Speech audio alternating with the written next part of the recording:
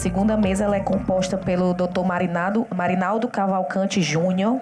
Ele fez residência médica em ginecologia obstetrícia e endoscopia ginecológica pelo Hospital César Caos, aqui em Fortaleza. É preceptor do serviço de GO da Maternidade Escola, opera endometriose lá no nosso serviço junto comigo e atua na área de endoscopia ginecológica em ênfase em endometriose. Queria chamar a doutora Nádia Viana de Mello.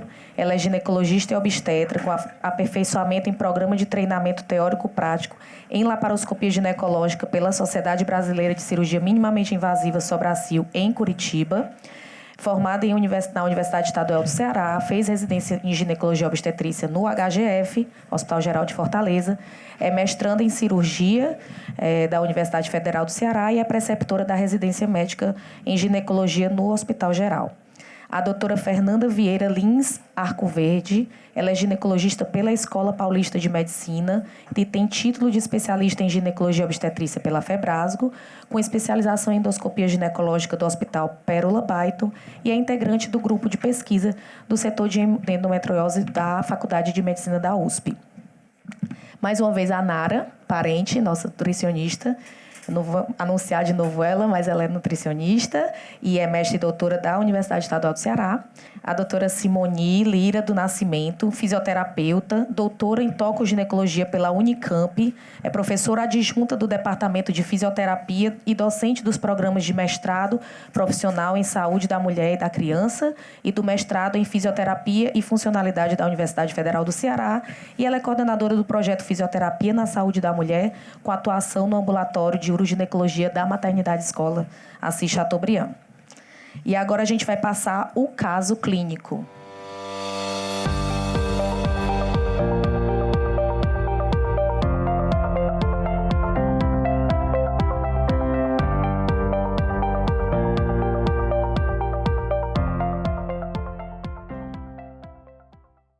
E aí, gente, essa menina já é um pouquinho mais velha, né? Ela tem 25 anos. E ela teve relacionamentos com homens no passado. Hoje em dia ela não tem problema na sexualidade dela, né, com a parceira dela, mas ela tem um adoecimento, como a fala dela, né, durante o período menstrual. Então, o que você pensaria desse caso, Fernanda? Tem um estudo, acho que é de 2012, eu não lembro o autor, mas é um desses bambambãs de endometriose, que ele usou a disquesia, né, que é a dor ao evacuar, e a dispareunia de profundidade como marcadores de endometriose no compartimento posterior. E a sensibilidade e especificidade não foram desprezíveis, era 60%, 70 e poucos por cento. Então, são dois sintomas que, quando associados, falam muito a favor, né, da endometriose na região retrocervical, incluindo vagina, né, retrocervical e também intestino. Não é específico, apesar de ser dor oral evacuar, não é específico de intestino, mas fala bastante a favor dessa endometriose retrocervical. E o exame físico com certeza vai ajudar a gente, porque nessa topografia a gente, né, costuma conseguir sentir, né, que nem no outro caso dos espessamentos, né, nodulações. Acho que a gente vai precisar complementar, mas pensando em endometriose de compartimento posterior, a gente tem como ajudar ela sim, né? Isso. Vamos ver o que vai aparecer. A sintomatologia dela, né, bem florida, os Ds da endometriose, né, tem a disquesia, a dispareunia, a dor pélvica crônica. Então, a gente tem que ver realmente o exame físico, né, para complementar, mas fala bem a favor já de uma doença. Tem as queixas intestinais, né, também. Então, é um quadro bem florido, bem comum, é bem o que chega mesmo para a gente no consultório, no ambulatório, né, principalmente no SUS, as pacientes que já são mais sofridas, já passam anos sem chegar nos especialistas, né, quando chega já tem bastante queixa, já tem uma endometriose já bastante avançada, né. Então, aí muita repetição, né, também do anterior, mas o principal vai ser o exame físico para a gente poder complementar com os exames de imagem, né. Como falamos, né, ela já tem na anamnese dela um diagnóstico bem clássico, né, de endometriose. A gente tem que questionar mais sobre os outros órgãos, né, como urinário, também para a gente pensar nos outros órgãos urinários. E o exame físico como foi falado, que vai ajudar muito, né, na progressão do nosso tratamento, né. E E depois os exames complementares, né? E Mas- assim, né, e 25 anos ela ainda nunca fez nenhum tratamento, né? Pelo que eu entendi, ela Não. ainda está virgem de tratamento, É. né? Então, assim, não sei o atraso do diagnóstico, né? Que já realmente já foi comentado, que é na média de 10 anos. Então, é exatamente, o paciente deve ter menstruado com 14, 13 anos, aí com 25 anos e ainda não tem um diagnóstico, né? Ainda não chegou a tratar, nem o tratamento inicial. E é o que a gente pode já ajudá-la, né? E assim, na fala dela, né, a gente pode ver outros elementos, assim, não só da endometriose. E aí eu queria que a Nara falasse um pouquinho desses outros elementos que a gente vê na fala, né? Ela referiu muito o quanto que o intestino estava impactando na qualidade de vida, né? Então, independente ela até falou mais que não incomodava a diarreia no período menstrual, porque, inclusive, ela é mais constipada, então ela sentia como um alívio, né? E essa questão da constipação constante, ela tanto funciona, né, como um agravamento dos sintomas, como também um possível agravamento da doença, porque mantém ali naquela região um perfil mais inflamatório. Eu costumo falar para as pacientes, né, que essa questão da constipação é como não esvaziar a lixeira de casa, né? Fica realmente aquele resíduo que deveria ser eliminado e vai comprometendo todo o ambiente. E a gente pode fazer uma abordagem tanto com relação ao uso dos probióticos, né, que são as bactérias benéficas, gram-positivas, como também com relação aos pré-bióticos, que são as fibras que podem estar nos alimentos, mas a gente pode fazer suplementação. E aí, puxando a fala, né, da mudança alimentar, às vezes muito repentina, quando a paciente não tem o hábito do consumo dessas fibras alimentares por preferências alimentares, a gente pode fazer de forma suplementar, que esse tratamento dessa constipação, ela já melhoraria muito a qualidade de vida dessa paciente. Então, se ela não consegue evoluir para uma melhora da endometriose em si, a melhora do funcionamento intestinal já iria de encontro à principal queixa dela, que é realmente essa presença da dor, não ter controle, que ela fala que em alguns momentos ela tem um bolo fecal mais volumoso, em outros momentos é menos, como se ela não fizesse o esvaziamento completo, né? Então, isso é importante para o tratamento com as fibras, porque aumenta esse volume fecal e realmente estimula essa liberação completa, reduzindo o perfil inflamatório e melhorando a qualidade de vida, né? Com redução dessa dor. E ela fala um pouco também sobre essa alternância, né? Ela fala um pouco de alternância de intestino, né? Associada à constipação, associada a uma diarreia. Na menstruação, ela tem uma diarreia que melhora, mas ela também diz um pouco que ela alterna. Será que a gente tem que pensar em alguma outra patologia que traga essa sintomatologia intestinal e que a gente não pense logo no endometriose intestinal, por exemplo? Ou não? Isso é justificado pela endometriose?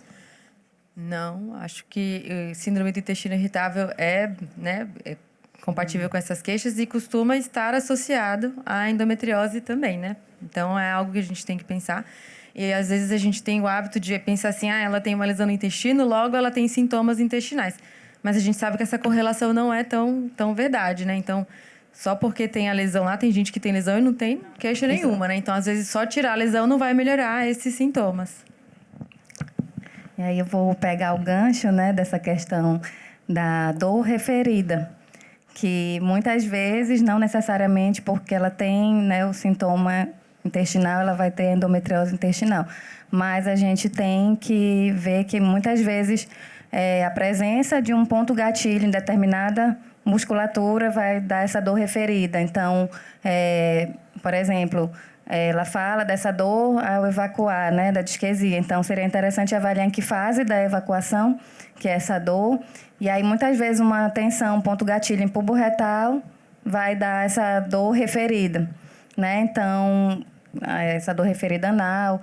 E aí, muitas vezes, né, com a fisioterapia, com técnica de liberação miofacial, via vaginal, ou às vezes via anal, a gente consegue melhorar, inclusive, essa queixa evacuatória. Então, a gente tem que dar um pouco de atenção para essa questão, né, da síndrome miofacial, que muitas vezes está associado a essas pacientes, né? E aí, complementando, Muitas vezes a gente também negligencia essa questão da queixa intestinal e de encaminhar para um fisioterapeuta pélvico, né? Muito mais comum no caso da dispareunia, já vem logo a ideia de mandar.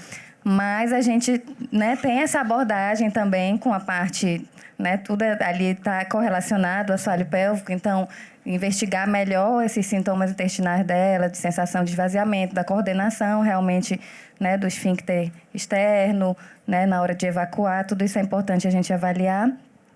E uma avaliação também mais global, né? Então, como ela já tem essa dor pélvica crônica há muito tempo, provavelmente o corpo dela, como um todo, está reagindo a essa dor, né? Então, a gente vai avaliar também essa questão abdominal, então ver essa dor dela, se é uma dor de parede abdominal, né? Então, a palpação da musculatura abdominal, sinal de Carnot, incluiria na avaliação para avaliar se a dor, né, realmente é de origem visceral ou de origem de parede abdominal, de musculatura.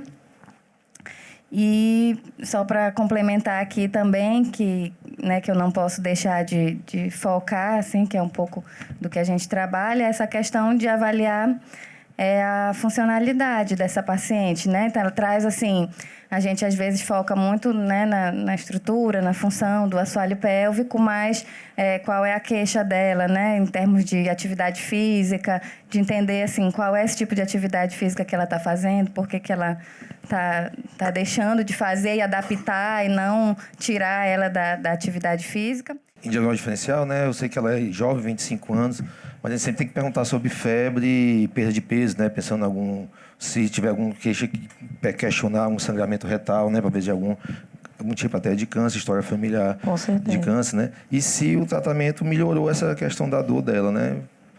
Para a gente avaliar essa parte, porque ela perguntou de ajuda, né? Para ver se o tratamento ajudou, né? Como a gente tem um coloprocto na plateia, por mais que ele não seja da mesa, eu vou pedir a opinião dele em relação a essas queixas da paciente. Beethoven, por favor. Bom, já foi um pouco discutido sobre as queixas intestinais e algumas coisas que eu tinha em mente foram até citadas em relação à síndrome do intestino irritável, que é comum demais e também é muito associado, né, à endometriose. Lembrar que disquesia, ela não é simplesmente sinônimo de dor, mas e principalmente de dificuldade. Sim. Que é uma queixa até bem mais comum. Eu diria até que dor nessas pacientes está mais associada a uma constipação que leva a uma fissura anal, que leva a dor a evacuar. Então, quando elas falam em dor, eu penso mais em numa queixa anal do que retal, né? Porque geralmente a dor do reto é por distensão das fibras musculares lisas, né? Então, lembrar que essa disquesia principalmente está relacionada à dificuldade. Então, fizemos o exame físico dela e ela tinha uma contratura do assoalho pélvico, 2 pontos de gatilho em bulbo retal. Ela tinha associado a isso um bloqueio do fundo de saco posterior, com a nodulação de mais ou menos 1 centímetro, palpável, e um uterossacro direito espessado também. Não sei se pelo nódulo ou se realmente era pelo uterossacro. E aí, pessoal, o que vocês acham? Até como ela já comentou, né? Então, na anamnese, o exame físico dá 70% dos diagnósticos, né? E o exame físico dela aí já corrobora para uma endometriose profunda, né? Então, que é a endometriose que atinge os ligamentos do saco, septo reto vaginal e vagina, né? Então, mas tem que depois procurar uma investigação melhor, mas assim já pode começar o tratamento, né, clínico dela, para saber se ela tem uma melhora desses sintomas, né? Não, com certeza. O exame de imagem vai dar uma noção de dimensão da doença, mas a menos que ela tenha lesões em lugares muito específicos, a primeira, né, opção terapêutica é clínica, né? Então, ela mesma já falou a solução, ela quer parar de menstruar. Então, induzir a amenorreia nessa paciente vai, né, possivelmente trazer benefício. A dispareunia de profundidade não é o sintoma que é mais difícil, né, responder ao tratamento clínico, mas visto que ela atualmente não tem esse problema, acho que ela deve responder bem ao tratamento clínico nosso, né, mas o delas também, né, juntar a fisioterapia do assoalho pélvico, principalmente pensando nas queixas de dor, mas acho que sexual ela tá tranquila, né, pelo que ela falou. Tá tranquila. E os exames de imagem, aí a gente inicia já o tratamento, mas precisa de mais, exatamente para a gente programar, ver se precisa realmente de tratamento cirúrgico, principalmente se ela não melhorar só com tratamento clínico, né? Então, aí, com certeza, exame de imagem, ultrassom com mapeamento e a ressonância, né? É que vai nos guiar, dependendo do quadro clínico dela, né? Mas junto com o tratamento com a equipe multidisciplinar, que é muito importante, a questão alimentar também, né? Então, o exame físico aí é super importante e já é bem florido, já realmente quase certo pela história clínica. O exame físico dela é que ela deve ter uma endometriose profunda, né? Isso aí, então, é super importante iniciar o quanto antes o tratamento que já foi negligenciado por vários anos. Boa tarde para todo mundo. Então, aqui já é o finalzinho, né, de um mapeamento para endometriose com preparo. Aqui eu já coloquei até gel na vagina da paciente para fazer uma interface, melhorar. E aí, mais ou menos a 8 centímetros da borda anal, a gente começa a ver uma imagem nodular ali, hipoecogênica, né? E acometendo a serosa e a muscular. Essa imagem, ela tem cerca de 3 centímetros de extensão e 2 de espessura, 2 de profundidade. Essa paciente fez, além do ultrassom, fez uma ressonância, que aí o Clóvis vai falar mais um pouquinho. Aqui a gente vê uma visão mais global. Então, aqui a borda anal, né? A medida da borda anal, a lesão está aqui, né? Então, cerca, que a Renata falou, 8 centímetros, uma lesão de reto médio, né? No compartimento posterior. A gente focou aqui na lesão de reto, claro que ela tinha outros achados no compartimento posterior, mas o que mais chamou a atenção é essa lesão de 3 centímetros aí na parede anterior do reto. Tem uma outra imagem aqui só para mostrar para vocês, isso aqui é a vagina, tá? O colo do útero, o útero está desviado, por isso que a gente não está vendo todo ele, e aqui a bexiga, tá? O recesso vesicouterino. Aqui mostra melhor o local da lesão aí no reto médio, que é um local bem comum que a gente vê. Isso aqui é uma imagem axial, tá? Só para vocês se localizarem, aqui é o colo do útero, bexiga, aqui a vagina, o fórnix vaginal posterior, e aqui o reto, tá? E a lesão está aqui, ó, pegando quase a metade, 40% da circunferência da alça, tá bom? Isso aqui é o mesorreto e a face mesorretal. A primeira pergunta que eu vou falar, assim, para a mesa é o quê? O que vocês escolhem de rotina para iniciar o tratamento clínico? Então, existe isso de a gente ter uma medicação única ou a gente pode usar outras medicações? É a primeira pergunta. E a segunda é, se falhar uma, vocês tentam outra ou não? Em teoria, né, você pode escolher qualquer tratamento hormonal combinado ou progesterona isolada, mas tem alguns estudos falando sobre a resistência à progestágeno, e aí você ficaria com estrogênio isolado e piorando a doença. Então, eu prefiro tentar iniciar a progesterona isolada. Eu gosto muito do desogestrel, porque ele também é contraceptivo na bula, então não fica com aquele problema, né, de se engravidar e tudo mais. Mas tem o Dienogest também, que é muito usado, né, com essa finalidade. E se a paciente não responde, aí tem que ver o porquê. Ela entrou em amenorreia? Se ela entrou, eu acho que ela alcançou o que a gente queria. Em amenorreia ela continuou com dor, eu considero falha. Mas se ela está tendo escape o tempo todo, se aquela pílula não conseguiu bloquear ela, com certeza eu tento outras até eu esgotar todas as opções. Outra opção que seria, até porque eu perguntei se tinha endometrioma, né? É o DIU de hormônio, né? O DIU Mirena, né? No caso dela, era uma opção muito boa, né? Também. O tratamento dela contínuo, né? Sem ter um sistêmico, né? Todos os tipos, né? O importante é a amenorreia mesmo, que é o importante para o tratamento.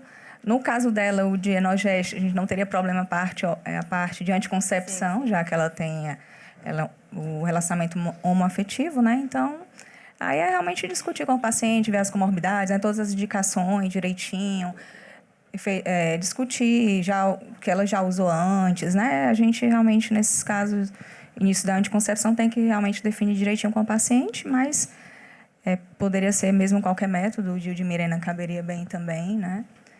Então, iniciaria primeiro isso e depois veria se iniciaria algum outro sintomático, né, para ela, dependendo como for a evolução do quadro. E aí, assim, Eu falei ela... até do endometrioma, que a gente vê muito o pessoal tratando, né, endometrioma com DIU e não é indicado, né? Porque ele não é um ovulatório e a doença continua progredindo, né? Então é uma observação bem pertinente. No caso dela é uma indicação, mas se ela tivesse endometrioma, eu já não aconselhava isso por não ser anovulatório, né? Continuar mantendo o crescimento da doença ovariana, né? Bom, na nutrição, além da questão intestinal que poderia ser abordada a partir, né, dos pré-bióticos, visando aí a presença do butirato com a questão anti-inflamatória, pensando nessa redução do estrógeno, a gente poderia trabalhar com inibidores de aromatase, né, tanto alimentares quanto fitoterápicos. E aí, como eu trabalho com fitoterapia também, tem alguns fitos que têm esse poder de inibição da aromatase, como a acrisina, a maca, a marapuama, e aí a gente poderia associar com o tratamento medicamentoso. Logicamente que o fitoterápico sozinho não iria conseguir esse efeito, mas associado ao tratamento medicamentoso poderia dar um reforço nesse perfil. Verdade. E assim, pensando nessa parte intestinal, assim, a gente... fechando um diagnóstico de exclusão, né? O diagnóstico do síndrome do intestino irritável é de exclusão. A gente teria algum arsenal terapêutico para fazer em relação a síndrome do intestino irritável? O que a gente observa é que se a queixa intestinal, a questão da disquesia dela for realmente associada à endometriose, com a melhora, né, clínica dos outros sintomas da endometriose, ela deveria, pelo menos deveria, melhorar do sintoma intestinal. Em não melhorando, além das medidas nutricionais, que eu considero as mais importantes, você pode entrar com tratamento medicamentoso específico para síndrome do intestino irritável, que muitas vezes se faz com prova terapêutica mesmo, né? O diagnóstico de exclusão associado à prova terapêutica, e elas tendem a melhorar, né? Com os inibidores do 5-HT3, que também vão melhorar a questão de dor, né? E pode melhorar o hábito intestinal. Então, a gente costuma associar mesmo sem um diagnóstico fechado o tratamento do intestino irritável. Lembrando que o tratamento da lesão em si, do intestino, não se questiona nesse momento. Sim. Considerando o diagnóstico da síndrome do intestino irritável, é comum também o perfil emocional, né? Então, investigar com a paciente se ela refere que em algum momento de estresse há uma piora desse intestino, e a presença excessiva de gases também, que às vezes que ela não referiu, mas também poderia ser uma investigação válida. E a gente trabalha com a dieta mais livre de fibras hiperfermentativas, né? Justamente para evitar essa sintomatologia. Enfim, ela começou o tratamento clínico, né? E aí ela inicialmente melhorou das queixas, mas logo depois, em torno de 1 ano e meio depois, ela começou tanto o escape, que não melhorou, que não cedeu, né, com os progestágenos, com o anticoncepcional oral combinado. Ela não fez DIU, nem fez etonogestrel, ele só fez via oral. E com as medidas nutricionais, com as medidas da fisioterapia, mas ela voltou a sentir um quadro de dor. Então, ela começou a ter um quadro de dor pélvica crônica associado principalmente quando ela tinha, por exemplo, um orgasmo, ela dizia que tinha essa dor, ou quando ela tinha algum alimento mais específico, que ela fugia ali da dieta, ela tinha a dor também, mas uma dor pélvica crônica semanal. E aí, o que a gente vai fazer? Então, ela já fez tudo, né? Foi na nutricionista, foi na psicóloga, tá tomando o remédio direitinho. Aí a gente tem que avaliar o impacto que a dor está trazendo para a vida dela, né? A gente considera cirurgias em casos de dor forte, né? Em teoria, nota 7 para cima, né? Se for uma dor todo dia, mas dor nota 3, em teoria a gente tem que lembrar que a cirurgia traz riscos, né? Então, dependendo dos estudos, a gente tem de 0 a 25% de complicações maiores, como fístulas, né? Então, tem que pesar direitinho. E lembrando que é uma doença benigna, né? Então, a paciente ela tem que estar ciente de todas as complicações possíveis antes de encarar a cirurgia. Mas, atualmente, né, a gente vê boas respostas cirúrgicas, né? Em equipes treinadas, as complicações elas são cada vez menores. Então, sim, se ela tá realmente, né, não tá Ou pior, legal, né? se ela tem dor forte, se ela não tá bem, a cirurgia traz benefício, mas a paciente tem que estar muito esclarecida dos riscos, né, cirúrgicos envolvidos. O que você acha, Marinaldo, assim? Porque a lesão dela é 3 centímetros e é 8 8 centímetros da borda borda anal, né? Lesão até baixa. Pois é. Então, no caso dela, a gente está pensando em indicação cirúrgica, né? Então, a gente tem que comentar esses casos, conversar com ela sobre o tipo de cirurgia, né? A equipe multidisciplinar, claro, né? A parte intestinal. E o caso dela, porque a gente vê uma lesão limítrofe, né? De 3 centímetros. E que o limite que eu falo é com a terapeuta menos agressiva, né? De uma ressecção segmentar. Então, a gente poderia pensar numa indicação cirúrgica menos agressivo, como um shave, né? Que ela fala até muscular, né? Eu acho a muscular, né? Ou então uma discoide, né? E também a altura é uma doença boa de tratar, né? Que não é uma doença baixa, né? Que dificulta muito o tratamento e até também os riscos, né? Cirúrgicos, né? De deiscência, né? De fístula, como ela disse. Então, indicaria a cirurgia, mas assim, chamando até um pessoal familiar para comunicar, para entrar na discussão, né? Mas assim, estava indicada a cirurgia, né? E para o tratamento, principalmente da dor dela. Aí, como eu gosto de explorar também as pessoas da plateia, eu sei que tem outro cirurgião do aparelho digestivo aqui, que é o Dr. Walter. Eu queria a opinião em relação à cirurgia em si, assim, tá? A gente vai indicar a cirurgia. A princípio, ela teve uma falha do tratamento clínico, ela começou a voltar a sentir dor. E ela tem essa lesão de 3 centímetros a 8 centímetros da borda anal. Então, assim, qual é o critério que você usa para escolher o tipo de ressecção? O que você explica para a paciente em relação a termos de complicação, né, em relação a esse tipo, e também a recidiva, né? O que você explica assim, olha, a gente vai escolher tal terapia porque ela tem menos recidiva ou porque é mais conservadora? O que te pesa, baseado também no que você estuda, né? Entendi. Boa tarde. Só complementando o que o Beethoven falou em relação à questão da queixa da paciente, né? Muitas vezes a paciente chega com essa esperança que que vai operar um nódulo e vai resolver a dor. E muitas vezes não é a questão do nódulo em si, porque a invasão do nódulo visceral não dá dor, né? A gente vê muito mais o contexto da dilatação da ampola retal, a paciente que já é constipada crônica, isso no histórico independente do nódulo endometriótico, né? Então, assim, a gente tem que trabalhar esse intestino dela antes de qualquer cirurgia, tá? E às vezes a gente até pede um tempo para a equipe para trabalhar isso em cima com a paciente e a nutrição, né, complementando esse tratamento aí. E às vezes só isso já melhora. O Beethoven, a questão da medicação, né? Eu acho que é válido se o paciente ainda não é virgem de qualquer tipo de tratamento, principalmente para um diagnóstico diferencial, como a síndrome do intestino irritável. Então, esse é o primeiro ponto em relação ao tratamento, né? Acho que não é só pensar na cirurgia. E com os achados de exame físico e exame de imagem, é uma lesão na transição reto baixo, reto médio, na verdade, no reto médio, de 40% da sua luz, então 3 centímetros de extensão. Isso dá um indicativo para a gente que vai ser uma lesão intermediária. Shave eu acho mais complicado, que já tem um percentual de invasão da parede, é pouco provável que a gente conseguir fazer satisfatoriamente. Então, acho que seria uma discoide. No limite, a gente viu que normalmente a caixa do grampeador circular, o limite seria esse, 3, 3,5. Às vezes a gente tem agora, alguns anos para cá, a gente tenta emagrecer essa lesão para caber na caixa, então a gente tira ali o excesso, que normalmente ele retrai ali da região pararretal, para facilitar esse encaixe da lesão. E aí a gente conseguir fazer uma cirurgia um pouco menor do que uma ressecção realmente segmentar.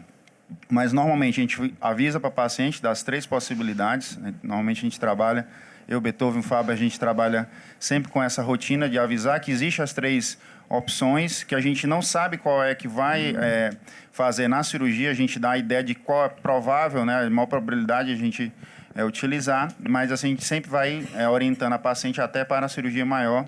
E lógico que os riscos de colostomia, oleostomia de proteção, essas lesões aí de reto médio para reto baixo, a gente obrigatoriamente tem que avisar dessa possibilidade. Então, nesse caso específico, provavelmente ela vai para uma lesão, uma ressecção da lesão com uma discoide, sem ileostomia de proteção e, normalmente, liberação precoce da dieta e aí evolução padrão. Alguém da plateia tem dúvida? Quer falar? Quer discutir? Eu só queria complementar, né, que a queixa principal dela, né, manteve a dor pélvica crônica, né? Então, eu falei um pouco da avaliação e da abordagem ali de ponto gatilho, impulso retal, né, inicialmente, mas que, em geral, essas pacientes, elas também continuam, né? Elas também vão e vêm da fisioterapia por conta desse caráter crônico da dor. E que a gente também pode usar recursos não farmacológicos para o alívio da dor dessa paciente, né? Então, a gente pode usar a eletroestimulação, e essa eletroestimulação por via intravaginal, muitas vezes até intranal, ou até uma eletroestimulação parasacral, tentando ali fazer uma neuromodulação dessa dor enquanto essa paciente está nesse processo, né? Outros recursos não farmacológicos, como a utilização, né, de calor, né, para essa paciente ir, né, tendo assim, um autogerenciamento dessa dor, ela vendo o que responde melhor, e aí muitas vezes ela vai respondendo à eletroestimulação, né, a utilização de calor, os exercícios, né, que a gente chama de cinesioterapia, e aí enquanto ela vai programando, e aí no pré e no pós-cirúrgico, muitas vezes ela, assim, a dor, né, tá ali, ela já tem todo o padrão muscular alterado, e aí esses recursos podem ajudar também no manejo dessa dor nesse período. É muito mais difícil tratar dor crônica do que uma dismenorreia ou uma dispareunia, muitas vezes. Porque a dispareunia, você tem recursos, cirurgia ou físio, e a dismenorreia também, você tem a cirurgia, tem a menorreia, mas muitas e muitas vezes a dor crônica não, né? Então, ter um pouco mais de atenção a essa dor crônica e explicar que, tá, vamos fazer a cirurgia porque você falhou, mas será que vai ser só isso? Talvez não. Será que essa dor é só disso, ou já uma neuromodulação, ou já alguma coisa a mais que a gente precisa trabalhar depois da cirurgia, antes mesmo da cirurgia? Isso pode te acompanhar, né? Então, tem também a parte psicológica que é importante, né? Não, só em relação à dor, lembrando que, assim, a gente focou no nódulo intestinal, mas ela tem mais doença, né? Sim. Então, assim, provavelmente o nódulo intestinal não causa tanta dor, mas o resto a gente sabe que causa. Então, eu acredito que a cirurgia, lógico que você não vai deixar o nódulo lá, porque o objetivo é sempre tirar o máximo no intuito de diminuir recidiva, mas a endometriose retrocervical, né? E naquela topografia ali em septo retovaginal, a endometriose de vagina, em geral, que está muito associada à disquesia, né? Uhum. Então, acho que ela deve melhorar. E só que você não vai deixar o nódulo lá, né? Porque mesmo que ele não doa, a gente vai acabar tirando tudo. Só lembrando que tem todo o resto da endometriose na pelve que também tem que sair. Com certeza. Sempre a cirurgia com a equipe multidisciplinar, né? Por isso é importante do exame de imagem para a gente entrar na cirurgia já sabendo o que é que vai esperar e ter a retaguarda da equipe, né? No caso desse, principalmente, que aí tem que entrar com a equipe de coloprocto, cirurgião digestivo. Ela falou sobre uma coisa interessante, né? Que a literatura fala de 0 a 25% de complicação, né? Você vê uma coisa bem ampla, né? Então, uma coisa importante que a gente vê, né? Que é tentar ver a sistematização, né? Tentar o equilíbrio da equipe, né? Todo mundo, né? Porque quando a gente vê no começo das lesões de endometriose, tinha uma lesão de ureter, lesão de nervo pélvico, era altíssimo, né? Com essas novas hoje, ampliação, com essas divulgações, né? Com esses encontros da gente e tudo, a gente vê que é possível, né? Passar. A gente vê até no nosso serviço lá, né? Os residentes com um ano, né? Houve um trabalho que 30 cirurgias acompanhadas com profissionais adequado, e em tempo você já consegue ter uma noção boa de cirurgia. Então, o ensino, né? Então, procurar, né, o aprendizado para não chegar a essa triste de 25%, que é um absurdo, né? De cada 4 pacientes operados com complicação. Então, a gente tem que focar nesse ensino continuado, né? Para a gente, mais pessoas, conseguir tratamento de excelência, né? Com certeza. Marcelo. Só voltando um pouco no tratamento clínico dessa dor relacionada à endometriose, eu acho que vale lembrar também um trabalho publicado recentemente na Fertility do grupo do professor Barramondes, lá da Unicamp. Ele comparou o implante liberador de etonogestrel com o sistema intrauterino liberador de levonorgestrel.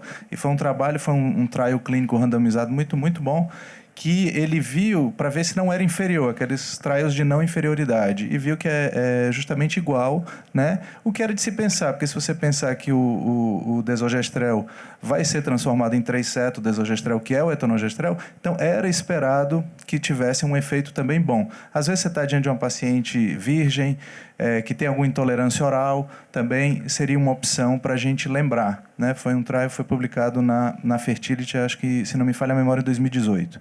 Tá? Só essa colocação. Excelente. Mais alguma coisa? Mais alguma pergunta? Alguma dúvida? Não, só pensando assim no pós-operatório também, não quis esquecer, né, do manter, né, a paciente em tratamento, né? Isso é muito importante, né? Manter o bloqueio hormonal. Manter um bloqueio hormonal, não pode esquecer, né? Operou, tratou, não, tem que manter a equipe, porque às vezes não consegue também o tratamento.